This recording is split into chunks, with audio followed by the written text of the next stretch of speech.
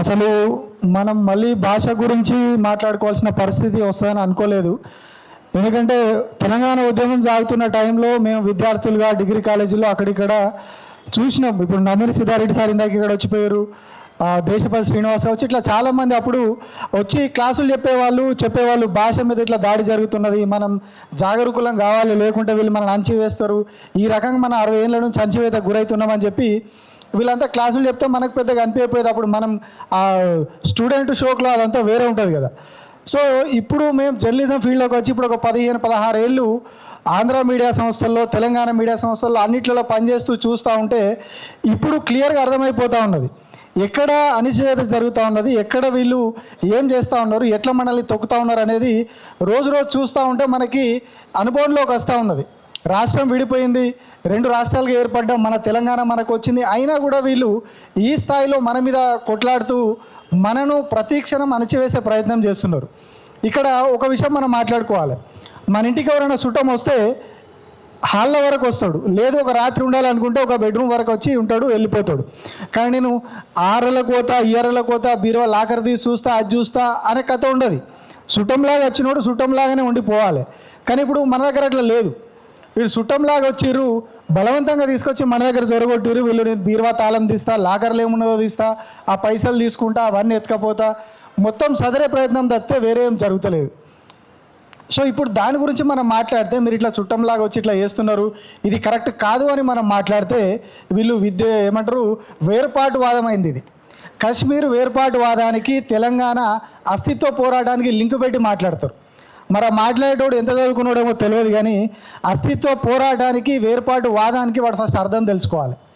ఇప్పుడు కూడా మనం ఇది మాట్లాడితే దీని మీద ట్రోల్ చేస్తారు కావచ్చు, సోషల్ మీడియాలో తిడతారు కావచ్చు.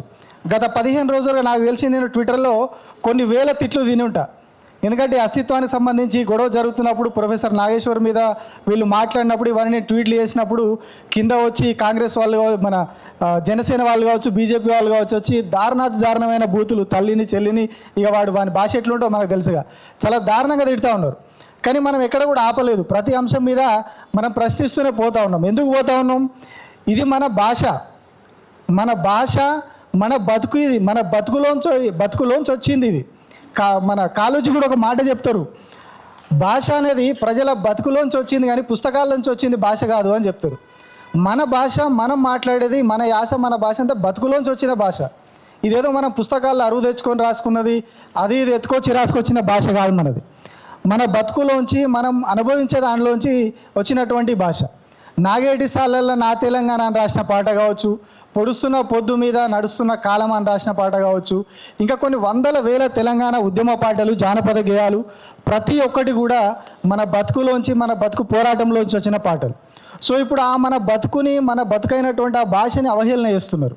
ఇదేదో మేము ఆంధ్ర వాళ్ళకి వ్యతిరేకంగా మీరు వేరు, మేము వేరు, మీరు ఏదో అని ప్రజల మధ్య విద్వేషాలు రెచ్చగొట్టడానికి, విడగొట్టడానికి మేము మాట్లాడతలేం. ఇది మా అస్తిత్వం, మేము ఇట్లనే ఉంటాం, ఇది మా భాష.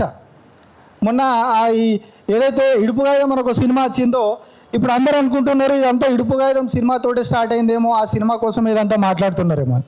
కానీ ఇది ఒక ఇడుపుగాయుధం సినిమాతోటి స్టార్ట్ అయింది, ఇడుపుగాయుధం సినిమా కోసం వచ్చింది కాదు. చాలా రోజులుగా తెలంగాణ జానపద గేయాల మధ్యకాలంలో చాలా పాటలు వస్తున్నాయి. అచ్చమైన తెలంగాణ పదాలు వాడుకుంటూ చాలా పాటలు వస్తున్నాయి. ఆ పాట రిలీజ్ అయిన ప్రతిసారి సోషల్ మీడియాలో ఒక చర్చ జరుగుతూ ఉంటుంది. ఇదేంద్రబాయ్ భాష, వీళ్ళది ఏం భాషరా, ఈ భాషకు అర్థం చెప్పినోనికి, ఈ పదాలకు అర్థం చెప్పినోనికి నేను అవార్డు ఇస్తాను, ఒకటి పెడతాడు, ఇంకొకటి పెడతాడు. అప్పట్లో ఒక పాట వచ్చింది, ఇదే నాగదుర్గ ఎవరైతే ఇప్పుడు ఈ ఇడుపుగాయుధం సినిమాలో హీరోయిన్గా ఉన్నారో ఆమెది ఒక పాట వచ్చింది, దారి పొంట వస్తుండు, దవ్వ వస్తుండు, దారిద్దునా పోనిద్దునా అని ఒక పాట వస్తే దాని మీద చాలా పెద్ద డిబేట్ సోషల్ మీడియాలో. అరే ఏం భాషరా ఇది తెలుగారా, ఇది అసలు ఒక భాషనారా, ఇది ఏంద్రా అని చాలా దారుణమైన ట్రోలింగ్ జరిగింది సోషల్ మీడియాలో. అంటే ఇట్లాంటి పరిస్థితి ఎందుకు వస్తుంది? ఇప్పుడు మన దగ్గరకు వచ్చేసరికి, మన భాష, మన యాస దగ్గరకు వచ్చేసరికి ఇట్లా చేస్తూ ఉన్నారు. కానీ మనం అదే ఒకసారి ఆంధ్రప్రదేశ్లోకి వెళ్ళి చూసుకుంటే, వాళ్ళున్న ప్రాంతంలోకి వెళ్తేనే ఈ చివరన ఉన్నటువంటి కర్నూలులో ఒక యాస, ఒక భాష ఉంటుంది, ఆ చివరన ఉన్నటువంటి శ్రీకాకుళంలో ఒక భాష, ఒక యాస ఉంటుంది. వాళ్ళు రుద్దిన భాష ఈ మధ్యలో ఉన్నటువంటి గోదావరి జిల్లాలు, గుంటూరు కొంత మిక్స్ చేసి ఆ భాషను తీసుకొచ్చి పత్రికా భాష అన్నారు, అదే వ్యవహారిక భాష అన్నారు, సినిమా భాష అయిపోయింది, అన్ని రకాల భాష అదే అయిపోయింది. అసలు భాష అనేది మన తెలంగాణ భాషని ఇక్కడ కనుమరుగు చేసిర్రు. వాళ్ళు కూడా వాళ్ళ భాషనే కనుమరుగు చేసుకుంటున్నారు. వాళ్ళకి ఆ విషయం అర్థమవుతలేదు. చాలామందికి ఆంధ్రాలో ఉన్నటువంటి సోదరులకి వాళ్ళు ఎంతసేపు వచ్చి తెలంగాణది మీది ఏం భాష, మీది ఏంది అని మాట్లాడుతున్నారు తప్పితే, అరే బాబు మీ కర్నూలులో ఉన్నటువంటి భాషను వాళ్ళు యాక్సెప్ట్ చేస్తలేరు, మీ శ్రీకాకుళంలో ఉన్నది, విజయనగరంలో ఉన్నటువంటి యాసని భాషని వాళ్ళు యాక్సెప్ట్ చేస్తలేరు, మీ రాష్ట్రంలో ఉన్న వాళ్ళే. సో ఈ విషయాన్ని వాళ్ళు గమనిస్తలేరు. ఈ విషయాలన్నీ కూడా వాళ్ళు గమనించకుండా, ఇవన్నీ యాక్సెప్ట్ చేయకుండా వాళ్ళు తెలంగాణ మీద ఇవన్నీ కుట్రలు చేసుకుంటా ఈ భాషని ఇదంతా కూడా మాట్లాడుతూ ఉన్నారు. ఇక నిన్న మొన్న కూడా వచ్చి మాట్లాడతాడు, వాడు జబర్దస్త్లా స్కిట్లు వేసుకునేటోడు కూడా వచ్చి తెలంగాణ భాష గురించి, తెలంగాణ యాస గురించి, తెలంగాణ సంస్కృతి గురించి మాట్లాడే దరిద్రమైన పరిస్థితి ఇప్పుడు వచ్చింది. అంటే వాడు మీరు అమ్మితే కొంటరా మీకు అంత దమ్మున అని అడుగుతాడు వాడి ఇక్కడికి వచ్చి. అంటే ఇది మనం కేవలం అస్తిత్వము, భాష, మనం దీని గురించి మాట్లాడడం కాదు, ఇందులో పొలిటికల్ ఇంటర్ఫియరెన్స్ కూడా ఉండాలనేది ఇప్పుడు. అంటే మేము ఈ రౌండ్ టేబుల్ పెట్టడానికి కూడా ఉద్దేశం ఏంటి అంటే, ఇది కేవలం ఒక భాషావేత్తలు, కొందరు పండితులు లేదా జర్నలిజంలో ఈ భాష ప్రభావం ఎట్లున్నదని జర్నలిస్టులు మాట్లాడడం, దీనివల్ల దీనికి పరిష్కారం ఉండదు. పొలిటికల్ ఇంటర్ఫియరెన్స్ ఉండాలి ఇందులో. కానీ ఇప్పటివరకు ఇందులో ఎక్కడ కూడా పొలిటికల్ ఇంటర్ఫియరెన్స్ అనేది జరగలేదు. భాష మీద చాలా రోజులుగా దాడి జరుగుతూ ఉన్నది, కానీ ఎక్కడ కూడా ఏ పార్టీ దీని మీద స్పందించలేదు. మన భాషని, మన యాసని ఇట్లా వెక్కిరిస్తూ ఉన్నారు, దీని మీద చర్యలు తీసుకోవాలని ఎవరు స్పందించట్లేదు. ఇదే ఇడుపుగాయదం సినిమా గురించి రాజకీయ నాయకులు పెద్ద ఎవరు స్పందించలేదు. ఆ కవిత స్పందించి ఇడుపుగాయదం అని అర్థం తెలియకుంటే పవన్ కళ్యాణ్ నాడు గురించి చెప్తారు కదా ఆయన అని చెప్పి కవిత మాట్లాడుతుంది. ఆమె మీద కూడా దారుణాతి దారుణంగా బూతులు తిడుతూ సోషల్ మీడియాలో ట్రోలింగ్ నడుస్తూ ఉన్నది. మరి రాష్ట్రంలో ఒక మహిళా కమిషన్ ఉన్నది, మహిళా మంత్రులు ఉన్నారు, మరి ఇప్పటివరకు వాళ్ళు ఎవరు స్పందించలేదు. నిజంగానే తెలంగాణ ప్రేమికులు అయితే పార్టీలకు అతీతంగా ఒక రాష్ట్రం గురించి మాట్లాడినప్పుడు, రాష్ట్రాన్ని తిట్టినప్పుడు, రాష్ట్రాన్ని అవమానించేలాగా, రాష్ట్ర భాషను అవమానించేలాగా మాట్లాడినప్పుడు వాళ్ళకి ఆమె కౌంటర్ ఇచ్చినప్పుడు మరి సరే ఆమె రాజకీయం ఏమైనా కావచ్చు, రాజకీయ పార్టీ వేరు కావచ్చు, మీరు ఒక పార్టీ, ఆమె ఒక పార్టీ, ఇంకొక పార్టీ కావచ్చు, కానీ ఆమె మీద దారుణంగా ట్రోలింగ్ నడుస్తున్నారు. సో దాన్ని కూడా కట్టడి చేసే ప్రయత్నం ఎవరు చేస్తలేరు. ఇక్కడ ఉన్నటువంటి ప్రభుత్వం కూడా సుమోటోగా తీసుకొని కేసులు పెట్టాలి. ఆ స్థాయిలో ట్రోలింగ్ నడుస్తూ ఉన్నది. ఒక వీడియో, ఒక స్కిట్ లాగా తయారు చేసి మరీ వదిలేరు వాళ్ళు. జనసేన పార్టీ వాళ్ళు కవిత మీద ఒక స్కిట్ తీసి మరీ వదిలేరు. అంటే వాళ్ళు ఎంత బరిదగించిన కూడా బజార్లో గుడి పెట్టింది అనేది అంటారు కదా, అట్లా తయారైంది ఇప్పుడు పరిస్థితి. అంటే ఎవడేమన్నాడు మమ్మల్ని, మేమేమైనా అనొచ్చు, తెలంగాణ ప్రజలను ఏమైనా అనొచ్చు, తెలంగాణ భాషను ఏమైనా అనొచ్చు, ఇక్కడ ఉన్నటువంటి నాయకులను ఏమైనా అనొచ్చు, ఇక్కడ ఉన్నటువంటి ముఖ్యమంత్రిని తలకాయ తీసేస్తామని మాట్లాడవచ్చు, అయినా కూడా మా మీద కేసులు ఉన్నాయి. ముఖ్యమంత్రి తలకాయ తీసేస్తామని కూడా మాట్లాడితే జనసేన వాడు 3-4 రోజులు సోషల్ మీడియాలో అందరూ క్వశ్చన్ చేయంగా వాని మీద అప్పుడు కేసు పెట్టి అరెస్ట్ చేశారు.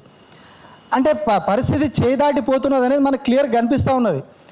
స్వయంగా ముఖ్యమంత్రిని తిట్టినా కూడా కేసులు పెట్టే పరిస్థితి, చర్యలు తీసుకునే పరిస్థితి ఇక్కడ ఎక్కడ లేదు. అట్లాంటి పరిస్థితి జరుగుతూ ఉన్నది. సో ఇంకొకటి ఏంటంటే, ఈ రౌండ్ టేబుల్ పెట్టడానికి ముఖ్య ఉద్దేశం ఈ భాష మీద. మన భాష అనేది మన భావితరాలకు మనం అందజేయాలి, తెలియజేయాలి. మనం వాడే పదాలు చాలామందికి తెలియట్లేదు. ఇప్పుడున్నటువంటి జనరేషన్, కొత్త జనరేషన్కి తెలియట్లేదు. వాటిని బయటకు తీసుకొచ్చే ప్రయత్నంలో ఇప్పటికే కొంతమంది పుస్తకాలు రాసిర్రు. నల్మెల భాస్కర్ సార్ కావచ్చు, నందిని సిద్ధారెడ్డి లాంటి వాళ్ళు, ఇంకా చాలామంది రచయితలు తెలంగాణకు సంబంధించిన వాళ్ళు చాలా వ్యాసాలు తెలంగాణ భాషలో రాసిర్రు. తెలంగాణ పదాలకు సంబంధించినటువంటి డిక్షనరీలు కూడా వాళ్ళు రాస్తూ ఉన్నారు. సో ఇట్లాంటి ప్రయత్నాలు ఇంకా జరగాలి అనేది మా యొక్క విన్నపం. ఎవరైతే మేధావి వర్గం, తెలంగాణకు సంబంధించిన మేధావి వర్గం ఉందో వాళ్ళందరికీ కూడా నాదొక విన్నపం. ఎందుకంటే నేను V6లో పనిచేస్తున్న రోజుల్లో అక్కడ CEO అంకంరావు సార్ ఒక ప్రయోగం చేశారు. కాళోజీ జయంతి సందర్భంగా మనం ఒక కొత్త ఒరవడిని తీసుకొద్దాం న్యూస్లో అని చెప్పి, తెలంగాణ భాషలోనే, యాసలోనే మనం వార్తలు చదువుదామని చెప్పి ఒక ప్రయోగం చేశారు. నిజంగా అక్కడ తెలంగాణ యాసలో, భాషలో రాసే వాళ్ళం మేము చాలామంది ఉన్నాం. అక్కడ యాంకర్లో పనిచేసే వాళ్ళు అందరూ కూడా తెలంగాణ అనర్గళంగా మాట్లాడేవాళ్ళు, అద్భుతంగా తెలంగాణ యాసలో, భాషలో మాట్లాడేవాళ్ళు. కాకపోతే ఒక భాష అని, ఒక మీడియా భాష, పత్రికా భాష అనేది రుద్దిందో, ఆ రుద్దబడిన భాషల పాపం వాళ్ళు పడిపోయి ముందు ప్రాంప్టర్ ముందుకు వచ్చేసరికి వాళ్ళు చదవలేకపోయారు. చాలా ప్రయత్నించారు, ఎందుకంటే వ్యవహారికంగా మనం మాట్లాడుకున్నప్పుడు మాట్లాడతాం భాషని. కానీ ఎప్పుడైతే ఆ ప్రాంప్టర్ ముందుకు వచ్చి, కెమెరా ముందుకు వచ్చినప్పుడు ఆ భాషని మాట్లాడలేకపోయారు. అంటే ఆ వార్తల ఫ్లోని అట్లా మాట్లాడలేకపోయారు. ఎందుకంటే వాళ్ళు చాలా ఏళ్ళుగా ఈ పత్రికా భాష అని రుద్దబడిన భాషకి అలవాటు పడిపోయారు. వాళ్ళు తెలంగాణ వాళ్ళే, తెలంగాణ భాష యాస వచ్చినా కూడా అక్కడ ఆ ప్రయత్నంలో ఫెయిల్ అయిపోవాల్సి వచ్చింది. మేము చాలా హోప్స్ తోటి చాలా కష్టపడ్డాం.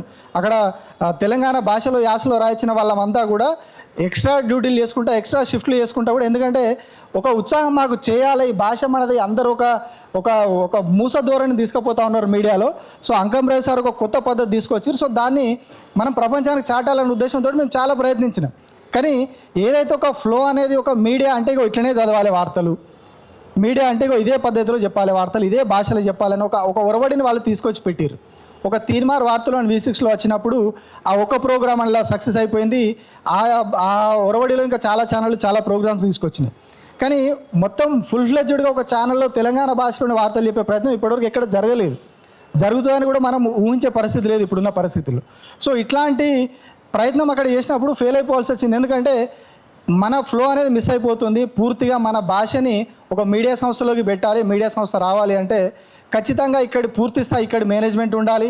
ఇక్కడ తెలంగాణ కోసం నేను పనిచేయాలి, నాకు వ్యాపార అంశాలు ఇతర అంశాలు నాకు అవసరం లేదు, నేను తెలంగాణ కోసం నిలబడతా అనే ఒక నిబద్ధత ఉన్నటువంటి వ్యక్తులు వచ్చినప్పుడే ఏదైతే మన తెలంగాణ యాసని భాషను రక్షించుకునే ప్రయత్నం జరుగుతుంది.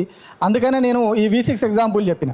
సో అప్పుడు అంతా చేయగలిగిన వాళ్ళే అంతా ఓకే, కానీ ఏదైతే ఒక రుద్దబడిన ఆ ప్రవాహంలో మనం ఉండం. సో ఆ ప్రవాహం నుంచి బయటకు వచ్చే ప్రయత్నం చేయాలంటే మన భాషను ఇంకా కూడా ముందుకు తీసుకుపోవాలి. మీడియా సంస్థల్లో ప్రధానంగా ఇదే భాష యాస వాడే పరిస్థితి వచ్చినాడు ఇదంతా కూడా ఒక ముందడుగు పడుతుంది.